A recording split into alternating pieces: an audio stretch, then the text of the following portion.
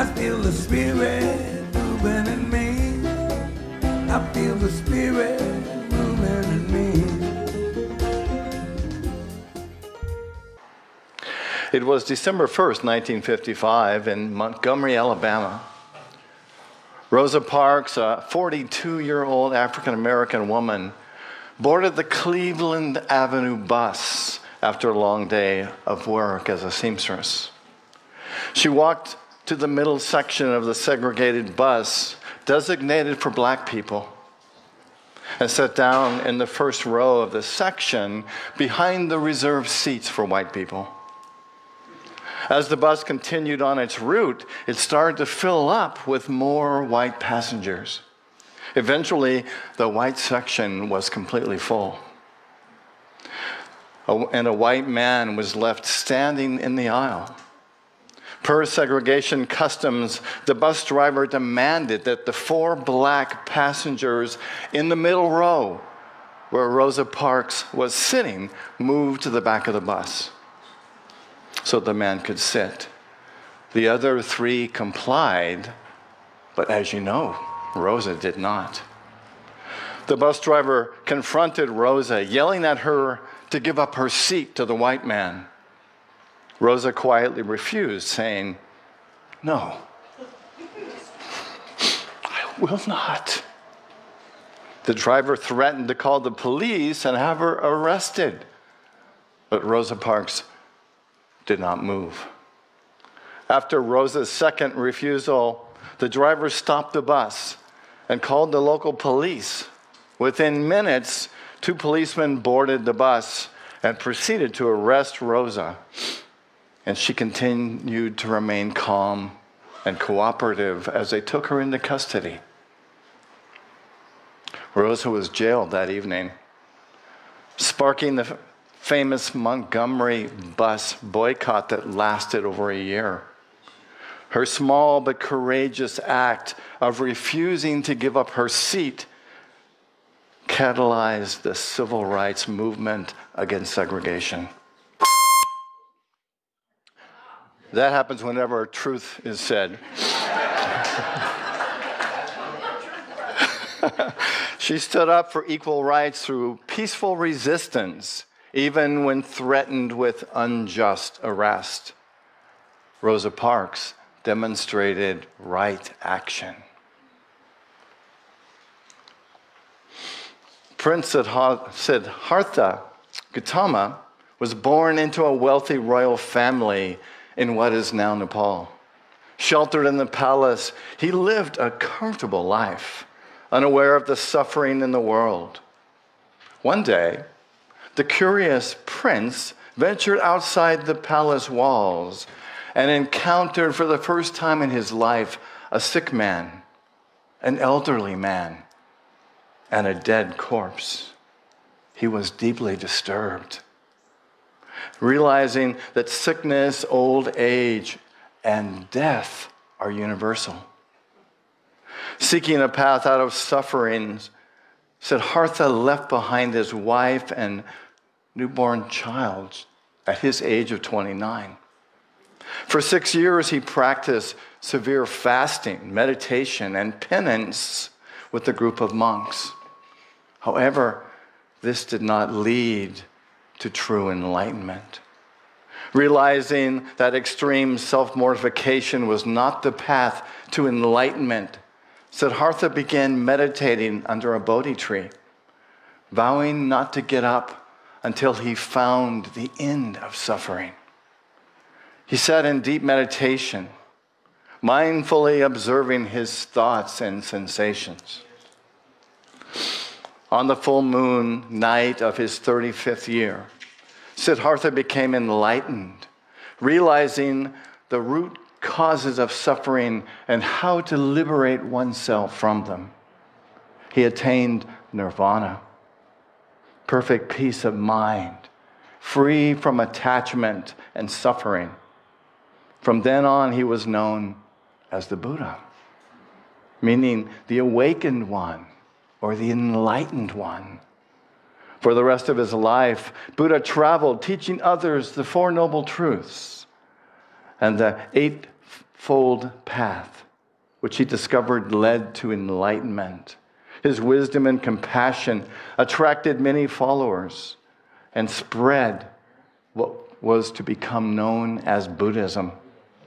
Buddha's example continues to inspire people worldwide on a path of mindfulness and liberation. After he became enlightened, he began to teach, first to small groups of people and then to growing groups of people. He first taught the first noble truth, which is to recognize that suffering is a prevalent condition that all people experience. He then taught the second noble truth, which was the recognition that suffering is the result of craving and attachment. Never had either one, have you? And that led to the third noble truth, and we can kind of breathe into that. And that was to know that there is a way out of suffering. There is a solution. There is a path that we can all follow that leads us out of suffering. And that was revealed in the fourth noble truth, and that was the eightfold path to enlightenment. And Buddha taught that if we merely accomplish all of these possibilities, all of these principles that include the eightfold path to enlightenment, that we too can reach nirvana, that we too can become enlightened, that we too can be Buddha-like. How's that for a goal? Are you with me? Would you like to have some of that? So in this series that we're doing, we're taking each one on a different Sunday and looking at what can we do ourselves to experience enlightenment. What can we do to become awakened? What can we do to relieve the suffering in our lives? So today we're talking about the noble truth of right action. You know, the things that we do have power. We have, as I believe, human beings having a spiritual experience, or other way around, spiritual beings having a human experience, we have the ability and the power to create great things. We can manifest. We can have love. We can be prosperous. We can be enlightened. We can be powerful. We can create harmony on the planet. We can create oneness. We can bring love. Or we can choose to be on the other side of that. We can create separation. We can create hatred. We can stand outside of our potential and just wish that we can accomplish it, that we could be it. But what the Eightfold Path gives us a hint of and a process to is to become the fullness that we are. Don't you want that? Don't you want to be the best that you can be? Right? Don't we all?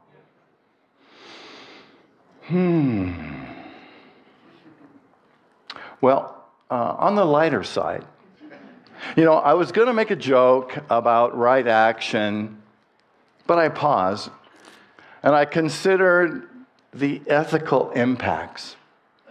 And I decided to refrain out of, some wisdom and some compassion. But then I changed my mind. Yeah, and there's a story that I like, and, God is talking to an angel. And God says to the angel, I want you to go down to earth. I haven't been there in a while. I'm not quite sure what's going on. And I want you to go there and just look at and tell me how many people are expressing right action and how many people aren't, right? So the angel came down, was down on earth for a week, and He went back up to God and said, well, God, I have good news and I have bad news. The good news is that 5% of the population of Earth are practicing right action. And the bad news is that 95% of the people aren't. So God said, okay, well, thank you for doing that. And then he decided, just to make sure, that he sent another angel down. And that angel spent 2 weeks on Earth looking to see, how many people are using right action and how many aren't. Well, he found the same thing. 5% of the people are, and 95% of the people aren't. So God was very disturbed. You know what he did? He decided to send out an email, right, to the 5% that are on the right track and that are practicing right action. And do you know what the email said? You don't? Neither do I. Because we must be in that 5%.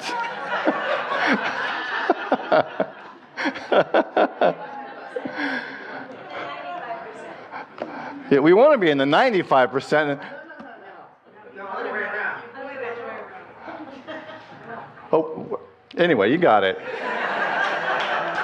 If you ever have to explain a joke twice, or if you screwed up the punchline, then it's not worth going back and looking at it again. But just realize if you didn't get the email, then you're probably in the 5%.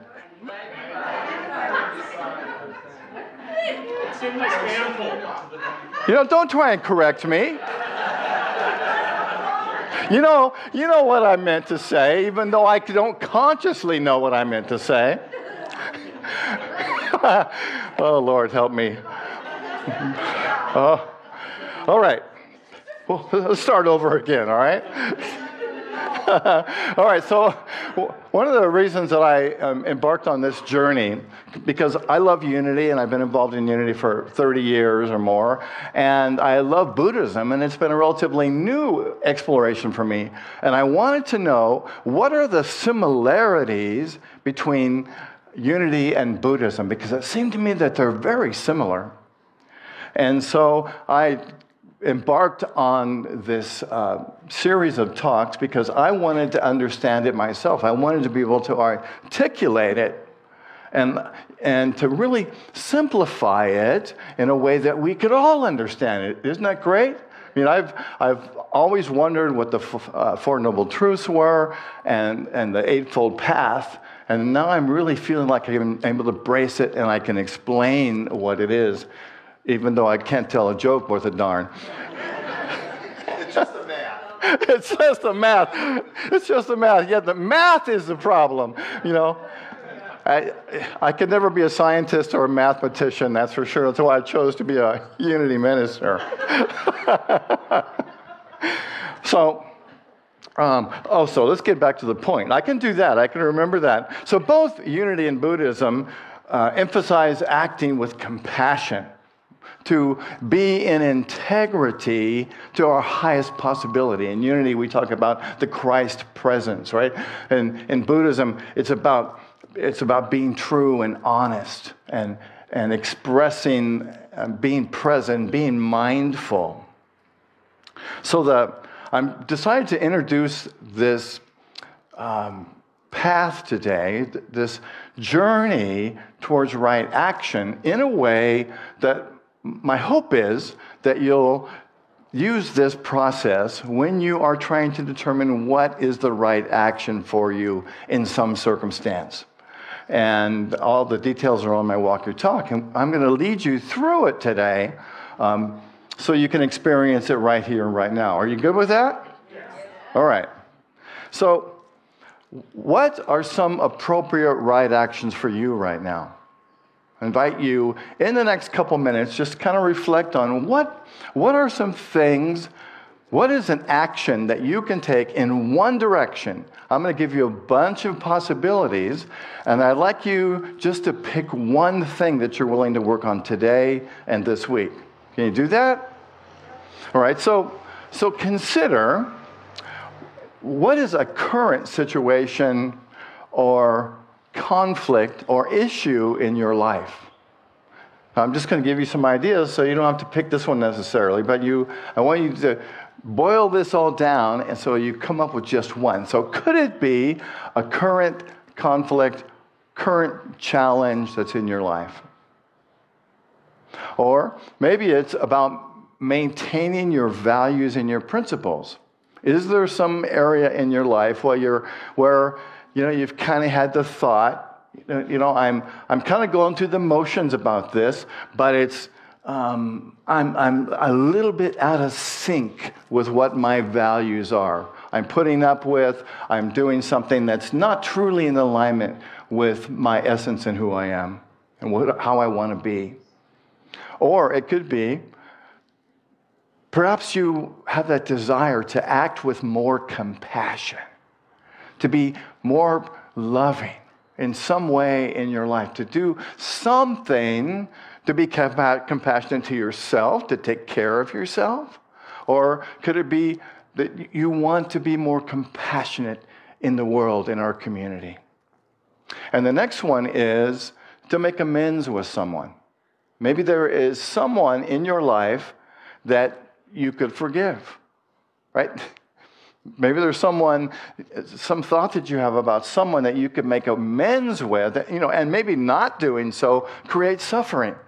And so there's that person, might even be yourself, that you can forgive, that you can have communication with to say, I really love you, I miss you, I'm sorry I haven't been connected with you, and I'm taking this opportunity to reestablish our friendship, our love, and whatever it is you might have with that person.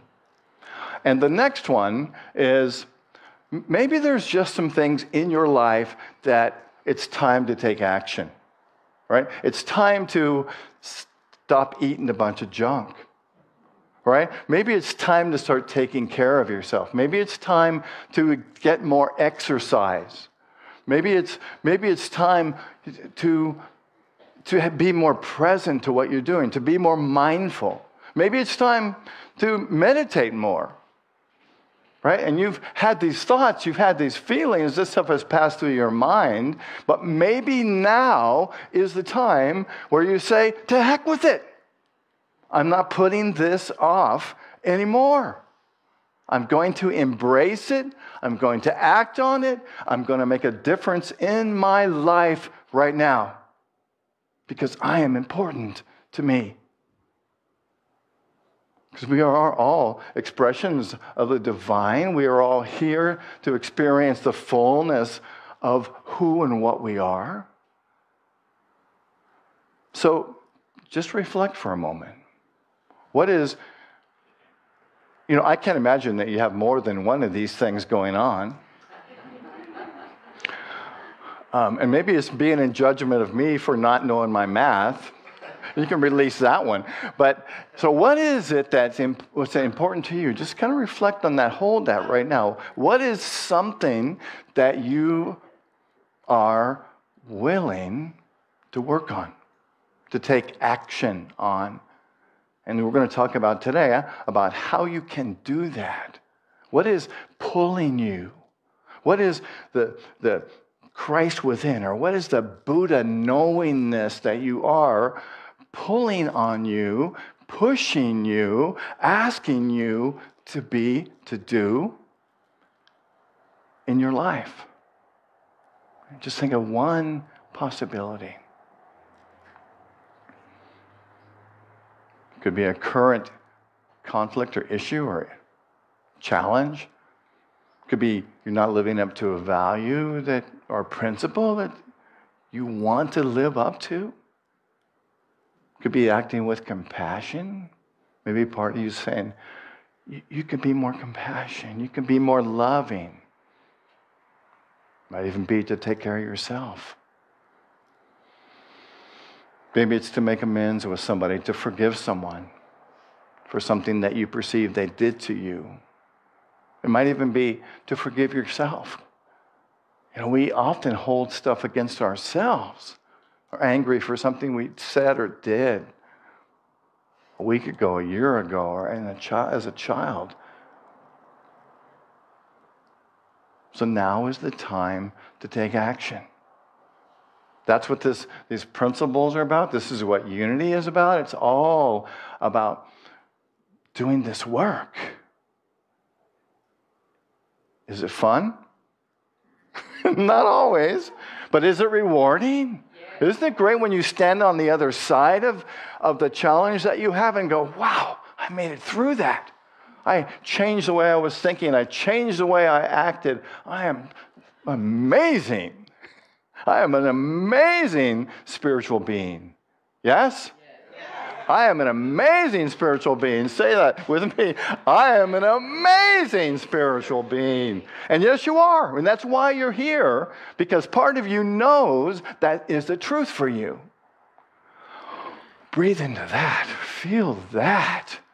You know, we are pulled by this truth, by this essence within us that, you know, it seems to me once we get on this path, we open ourselves to the fullest experience of who we are. And our inner self, our Christ self, our Buddha self pulls on us. And sometimes stuff happens. Isn't it great? Because it seems to me everything happens at the right and perfect time to finally go, okay, now's the time. So my thought, my prayer, my affirmation for you is that today is the time. This is the time right now. So this all begins with setting the intention. I follow through on my intentions with right action. Say this with me. I follow through on my intentions with right action. So let's look at some intentions, right? An intention is our ideas and thoughts that cultivate mindfulness and self-awareness, right? Isn't that what life is about? So we are intending to cultivate mindfulness and self-awareness. The Buddhist path, the unity path, is about being more mindful and being aware of what am I doing? How am I presenting myself? What can I work on to be the best version of myself? And our setting the right intentions ensures that the actions that we offer to ourselves and to the world uplift us and others. So one of the first of three intentions I'm going to mention is to pause. Now you're working on something. You've set an intention. So you get to look at what is your motivation for having that intention? What is it that is pulling on you? Why is it pulling on you? What is the desire, the deep-rooted desire? What is the motivation that's pulling on you to be the fullest that you can? And the second of the three intentions is to examine your actions, examine your intention to see that is it pulling on your values, right? Is it resonating with the values that you know and believe are most important for you? And then creating an affirmation that states your intention. You know, for me, I love to play the ukulele. I'm a beginner, but I love it. And so my intention has been to play it 5 times a week, right? Even if it's just a couple minutes. So what is your intention? What is your intention around the action that you are formulating right now? I do this. I do this right now. I go home and I do this. I go home and I begin this process by setting an intention for myself to be more loving, more compassionate, to meditate more, to be more spiritual, to be more loving, to eat healthy food, to exercise. And then we want to set that intention and embrace that with an affirmation, because that keeps us, acts as a reminder to keep us focused on the intention. And the next step in doing this is to consider the consequences.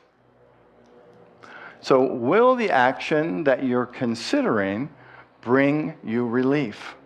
Will it stop some level of suffering? Because if we are not experiencing, if we're not expressing, if we're not acting in the way that our soul, our essence, our values, our nature wants us to do, we're suffering. If you're not doing that which the presence of God within you, the Spirit within you, wants to do, you're suffering. Because you're limiting who you are by not experiencing the truth of who you are. Do you see that? Does that make sense? Right? Because there's some resentment happening because you're not acting in the way that you know that you should be acting. And I don't know about you, but I don't want to suffer anymore. Right? I want to pay attention to what that desire is, what that value is, what that desire within me wants to be. And I want to follow that desire, don't you? Right? Because that's your Christ self. That's your whole self. That's your enlightened self that wants to experience the fullness of who you are. So, how will this action impact others? How will you following through on the action that you're contemplating today, how will it affect others? How will it impact others? Because it will. Right? Because when you are acting from your fullness, it impacts everyone around you, and in a sense acts like, because you're like a mirror reflecting to them that essence. And it reminds others of the truth that's within them and all that they can be. Wow, isn't that amazing? We are powerful in our presence. And then will your action sow seeds of goodwill? Of course it will.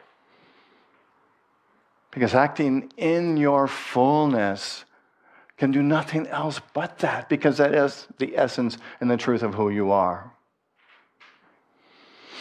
And ultimately, does this action create peace in you? Of course it will, because there's no more conflict. Right? And when we are acting from that place of no conflict, we reflect that into the world, and the world responds to us by saying, there's no conflict. Right? If we act in peace, others around us are going to act in peace. And reflect that, mirror that out, and we will experience peace. We'll experience justice.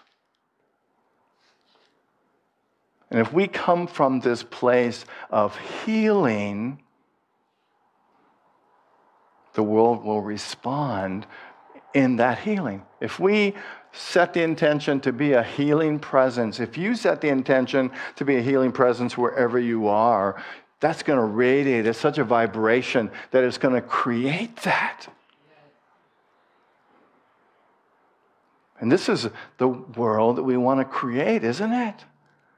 To create a healthy, whole, loving world. And we have that. You have that possibility to do that.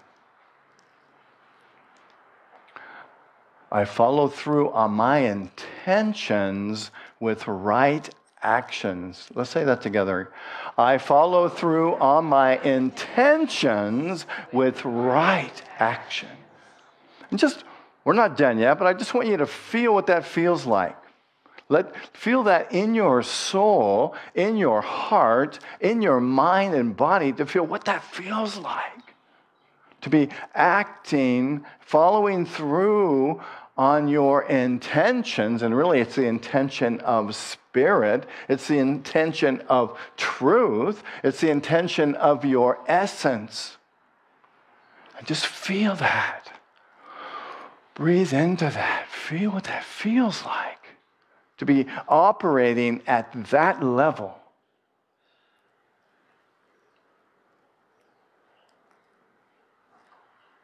And the next step in this process of right action is to think about, will this inspire ethics, wisdom, or spiritual reflection in others? When you act this way, imagine when you're coming from wisdom, when you're operating out of your ethics or your values, this is going to affect everyone around you because they're going to see it, they're going to feel it, and they're going to pick up on your reflection and want to experience it in the same way. And will it positively affect others? Of course. Being the light of the world is about expressing this light and sharing this light and being this light to empower others to do the same thing. And it will promote justice and compassion and healing and bring more beauty to the world. Because that essence within you is amazing, outstanding beauty that desires to experience itself through you. And ideally, the essence of all this is really to diminish suffering. Because when we stop suffering, then we can act from our fullness. We can be clear panes of glass. We can be a pure reflection to the world of the truth of who we are. And we can express that hope into the world, that others can see that hope in you so much that they can see it in themselves. And the next step is to reflect on your actions, to look at them, to reflect at how are your actions working when you're in the midst of them, and then also to look at them afterwards. How did the way that I showed up today reflect my values, my wisdom, my compassion? Did my actions today uplift others? Could I see that in them, that it uplifted them? And how did that action make me feel about myself? How did it make you feel to act out of your values, to act out of your integrity? What did that feel like for you? Oh, and maybe was there something that I could have done more skillfully? Often there is. So we want to be able to look at that and go, okay, I did a pretty doggone good job today. However, what could I have done to be more present, to be more loving, to be more compassionate? And to really look at how can I improve? Was I operating at my highest potential? And then I think perhaps the most powerful part of all of this is to celebrate your right action. to really acknowledge yourself and appreciate yourself when you act out of right action, right? Because celebrating who we are communicates with our brains, our body, our spirit, and affirms to us as we give thanks for what we did. It ingrains in our consciousness, in our brain, that these actions that we did were powerful and they're great, right? And we want to celebrate the fact that, wow, look what I did. Right? Look at how the presence of God, if you want to look at it that way, acted through me today. Look at how I embraced my values, my truth, how I stood up for that thing within me that desires to experience itself through me, and just go, wow, appreciate that, feel that.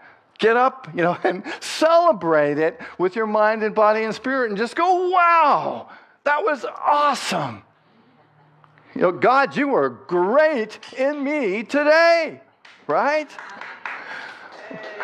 Because when we do that, it sends a message to us that what we're doing is powerful and it works, right?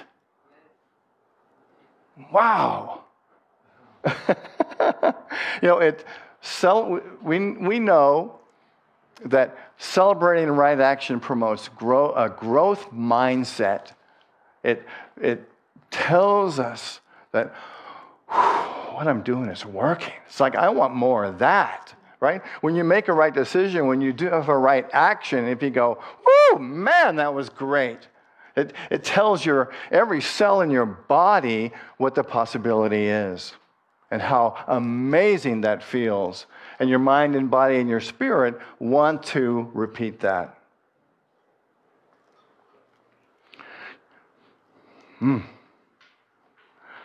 So we want to celebrate the moments where we upheld our values. We want to appreciate ourselves for connecting with our inner guidance. We want to honor ourselves for the breakthrough moments that we have when we go, wow, I overcame that. I had some anxiety about moving into this situation, but I did it. You ever feel that way? Ever have a difficult thing that you have to face, an action that you have to take?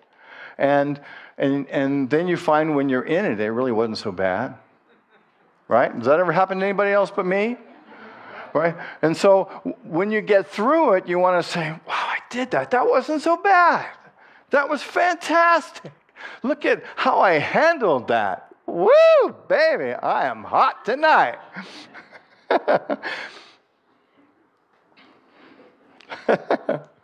I follow through on my intentions with right action. Now let's say that with enthusiasm, and let's say it. And as you said, think of something that you followed through on, and an action that you created, that you did, that made you feel great, and you were successful at something. Anybody got anything like that? Yeah? Okay, so let's stand up. We're going to end this on a bang here. So this is a bang. So we're going to think about that. We're going to embrace that. We're going to realize, we're going to congratulate ourselves. We're going to thank ourselves for being the essence of truth that we are. And we're going to say that through this affirmation. Ready? Okay, so we're going to say it, and I invite you just to speak it with as much energy as you can, right? That's safe. We don't want to, pop anybody's eardrums or blow out the speakers or tear the roof off. But we want to be honest and sincere and powerful as we say this, giving thanks for who we are. Let's say it together. I follow through on my intentions with right action. All right, and yes, you do. Please be seated. Thank you.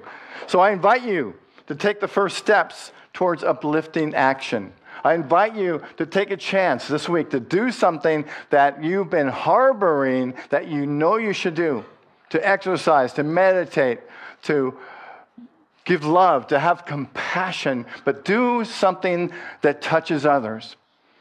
Do something that embraces the peace and the truth and the love of who you are, because you are worth it.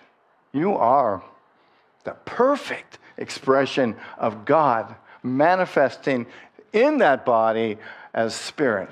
So thank you. I invite you to close your eyes. How do we go into meditation after all this? I don't know, but we're going to try.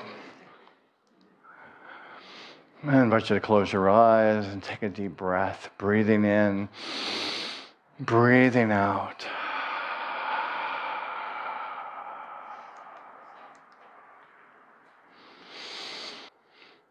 Breathing in and breathing out.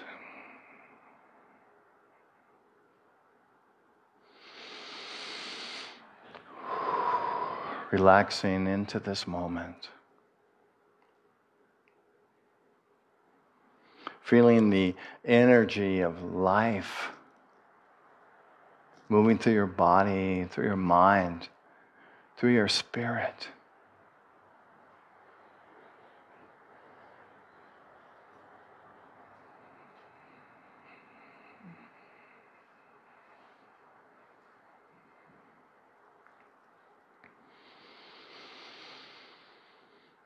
And I invite you to embrace that which is a right action for you. To feel it, to hold it.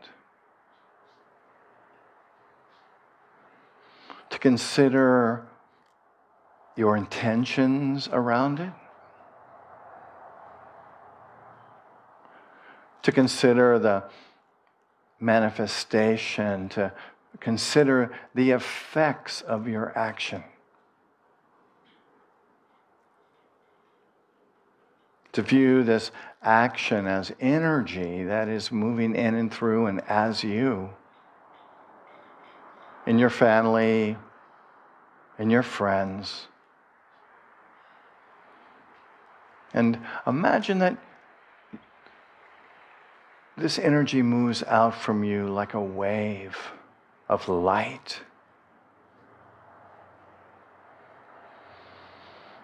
And your very inspiration, your commitment, your intention is affecting every cell, every thought, every space, every tissue in your mind and body and spirit, and that is radiating out into the world. And that you are, your actions are, your essence is, your spirit is moving this energy, bringing to life all those around you. And that just by looking at you, there's new realization, there's new understanding, there's new power.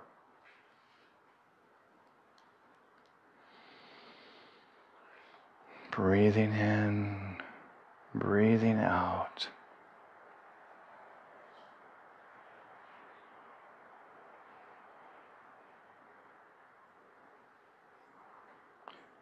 And let's just sit for a moment and embrace this energy together.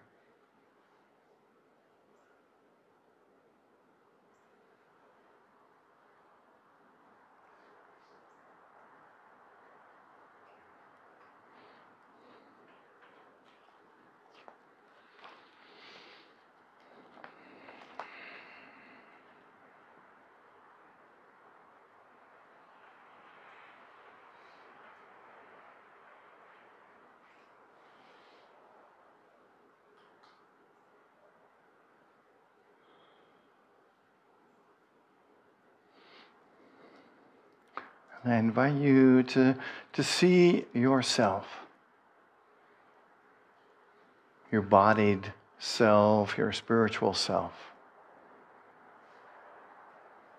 doing this action easily and gracefully and lovingly, compassionately.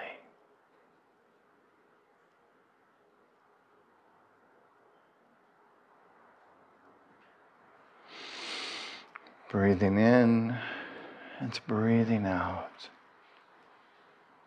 and allowing your awareness to return to this moment and to open your eyes when you're ready. I wish I had that kind of grace.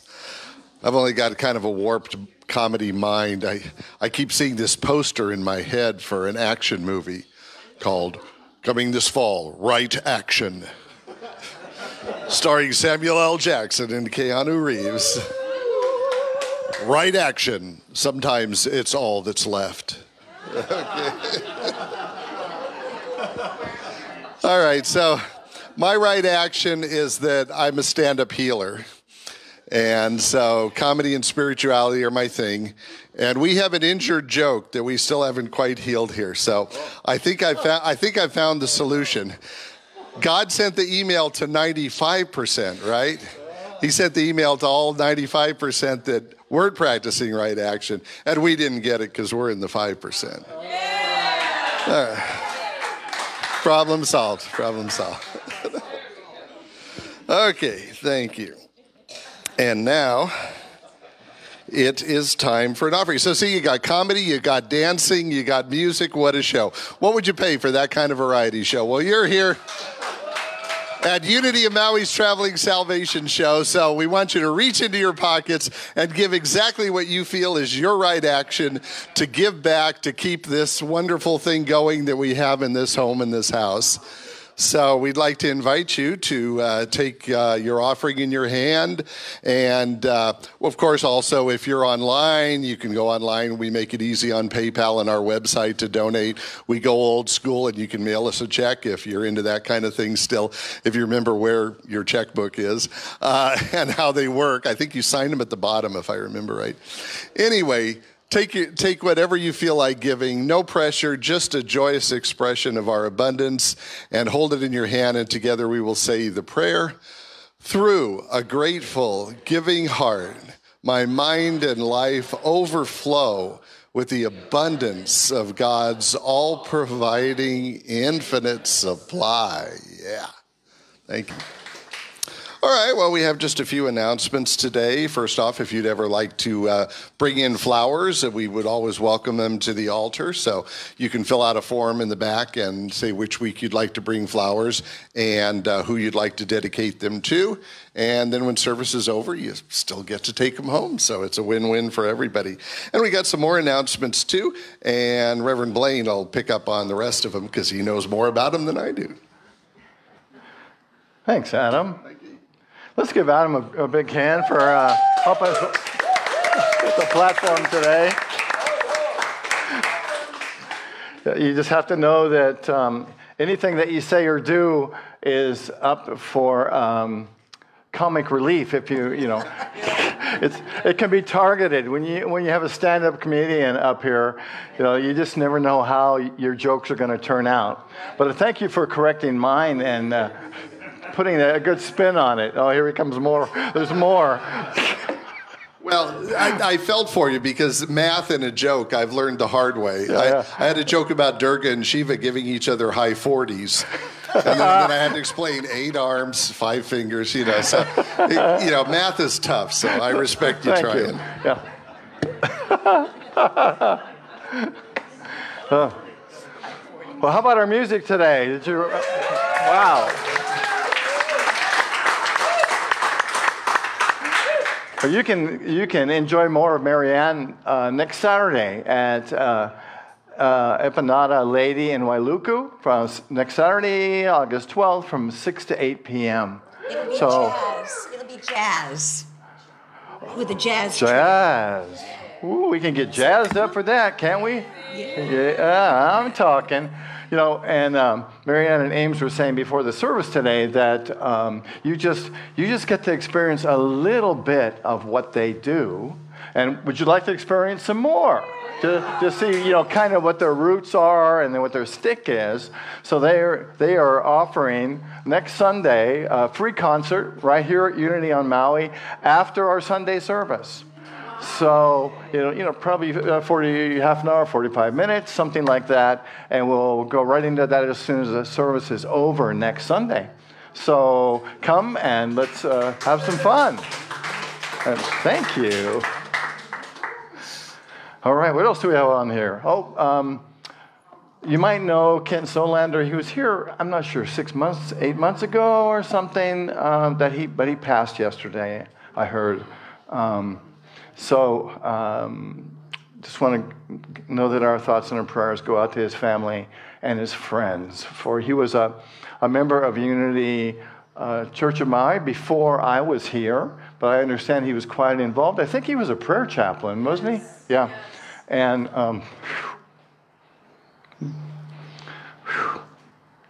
really nice guy. He's been here a number of times to visit since I have been here, and have enjoyed his presence. So I will be doing some kind of a memorial service for him in late October, I'm thinking. So thank you, Kent. And we have an amazing opportunity. Unity Worldwide Ministries, is our parent association, and they're located in near Kansas City, Missouri, and they're currently doing a workshop called The Power of Focused Ministry, and Shad Groverland is doing this, and he's currently the CEO and president of Unity Worldwide Ministries, and he's going around the country doing this amazing workshop, and he's going to be on Oahu on September 9th, and is going to help us learn to stay current and relevant in a rapidly changing world and ministry, and help us gain clarity about our ministry's purpose and learn new leadership and personal development skills. Now, this is a great workshop, and we want to go. Our leadership in this ministry wants to go, and the airfare is $100 at this time for that date is $102. Or 1,500 miles. And so what we're offering to you is the opportunity to help us with that, either financially or to donate miles to us so that we can go to this amazing one-day conference. We'll fly in the morning, fly back in the afternoon. It'll be a great opportunity for our leadership to join together and be together and do this amazing work and be a part of a ongoing transformation that's happening in the Unity movement. So if you'd like to help with that, you can see me or Kealoha, and we're looking on going. We will be back, of course, for Sunday morning, but I think it'll be a great opportunity to further the consciousness of our ministry. It's Hawaiian miles, right? Pardon me? Hawaiian miles, yep. Oh, and I wanted to say, too, it was brought to my attention that we have the rare thing happening today where we have 3 Unity ministers in this room. Reverend Nancy, Reverend Gary, and yours truly. So what a great day.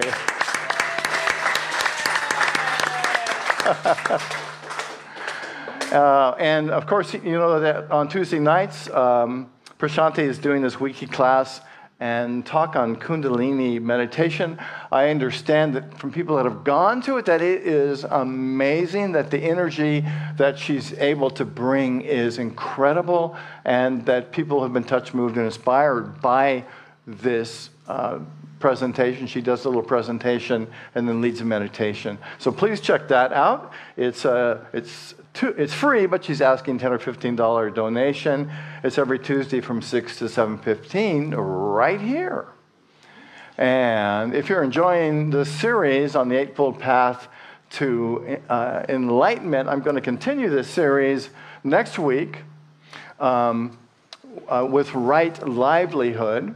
And what I'm going to incorporate into that, it's not, you might say, well, I'm not working or, whatever, but we're going to work with this principle in a way that affects those of us who are working and those of us who are alive, that have livelihood.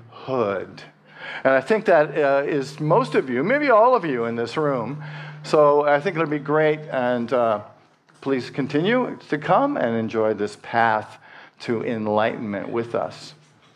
All right, and my walk your talk for today is in the back. I think it's pink, is that right? No, it's green today, and that's in the back if you want to follow through and work on right action in your life.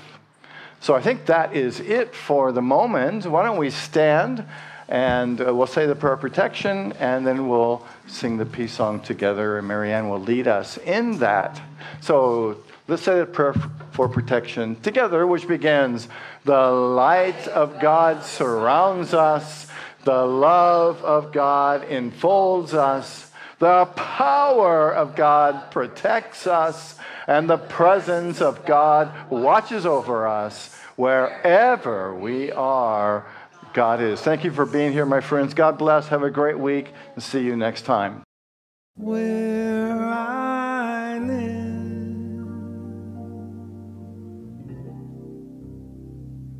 there are rain.